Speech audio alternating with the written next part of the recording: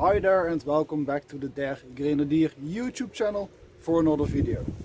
Today is a very exciting day and as you can see I am dressed up for the occasion.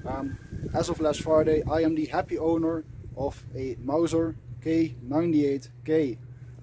This particular one to be exact. Ever since I was 10 or 11 years old I wanted to have one of these, and today 10 years later I finally have one. So we are going to dive right into this item. I thank you for watching and I hope you're going to enjoy this video as much as I will. So first of all, it's important to tell you that this is a deactivated weapon.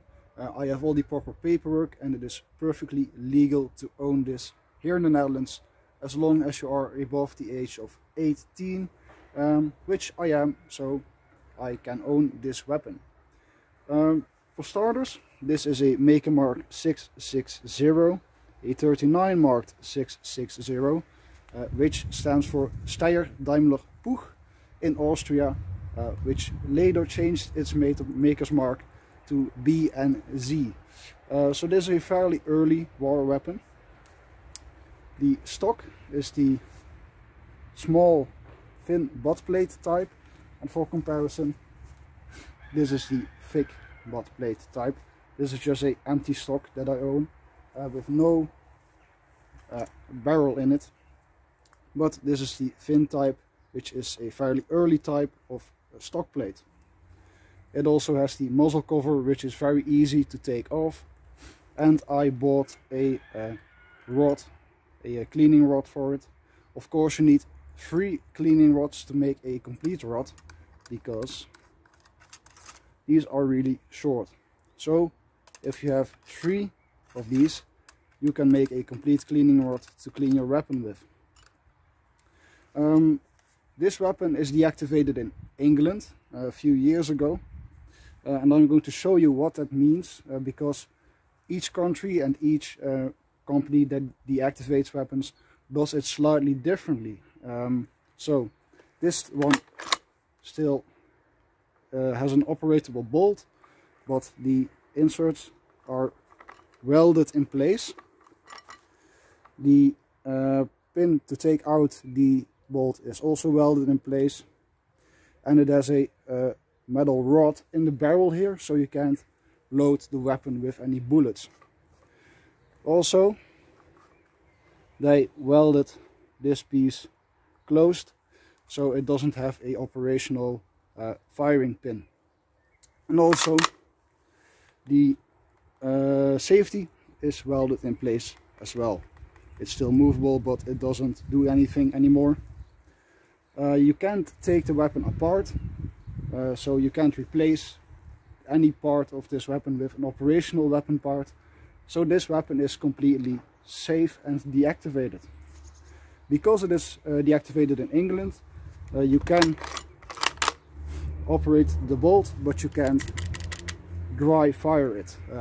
I have a Belgian deactivated Mosin, and that one still dry fires, but this one doesn't. The wood that this gun is made of, at least the stock of course, is laminated beech. They fabricated these stocks of different types of wood. They used walnut, I believe, which looks amazing but scratches really fast. They used this beech wood, and they used some elm, I believe, and maybe they used some other types of wood, but very rarely. One thing that I particularly like about the K98 is the sling. Really enough. This one is a reproduction that I bought off Dutch Marketplace with 1 cross strap, which is correct as far as I know. And they are not that easy to use because of this weird roller buckle that's on there, but it does look really cool, and they are comfortable to sling around your shoulder. When I bought it, this didn't slide up all the way, but now it does.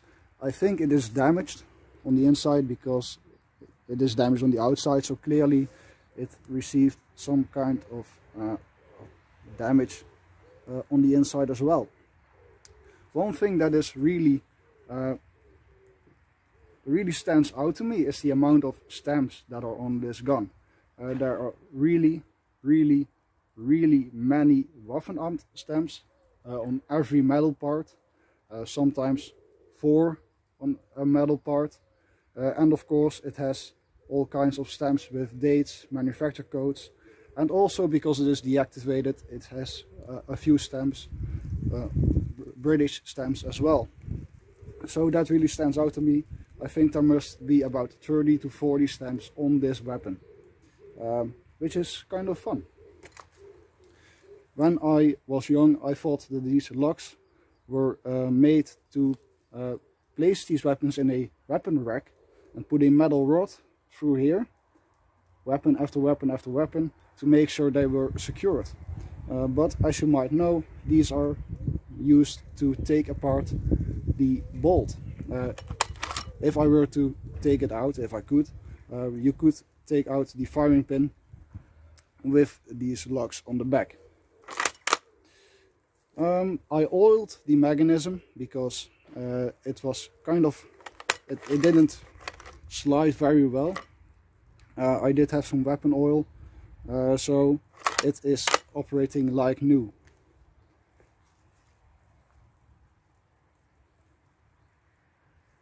Really nice stuff, I would say.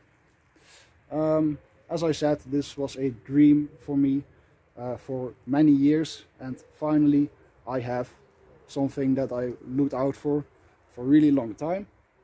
And the reason that I decided to buy one now is because prices are rising like crazy, and they are going to keep rising, I think. They changed some legislation which makes it harder to own a operating firearm. So deactivated firearms are getting really popular with the people that usually would have bought working firearms, and weapons that have an operational bolt are way more popular. The reason for this being that it is more fun to operate a bolt, and most deactivated weapons have a bolt that is welded in place and you can't open it anymore. They have changed the legislation as well, so there are no weapons being deactivated right now that have an operational bolt. So there aren't that many out there, so there is a high demand and there aren't that many to get. So I am very happy that I finally have one. One more thing that I wanted to show you is the way you attach a bayonet to one of these. If you've never handled a weapon like this, it is quite an ingenious system. It's really cool.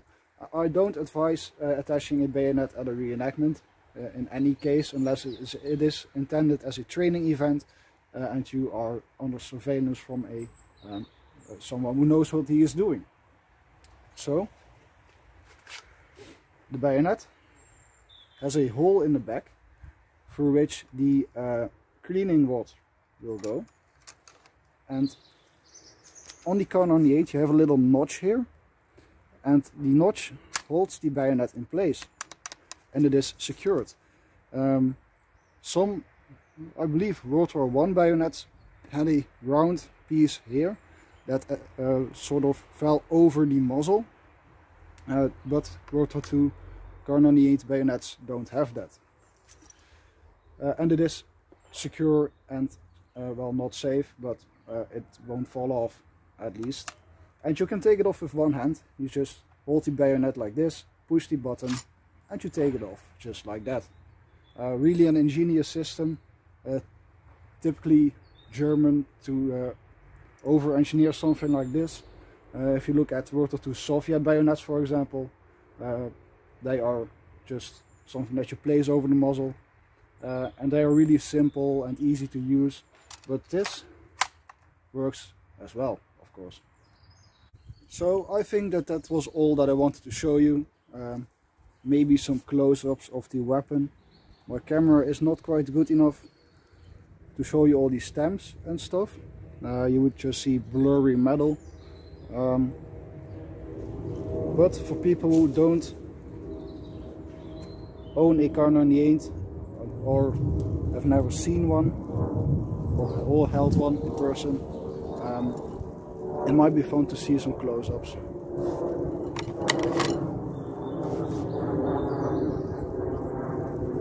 So yeah, that's going to be all for now. I thank you for watching. I hope you enjoyed. Maybe I'll do a video on the accessories of the car 98, like the cleaning kit, the bayonet, the ammo pouches, stuff like that. Just because I feel like I can make higher quality videos now I actually have a car 98 to do some demonstrations with. So look out for those videos in the future. I thank you for watching. I hope you enjoyed. Please like, comment, subscribe, all that good stuff. And I will see you in the next video.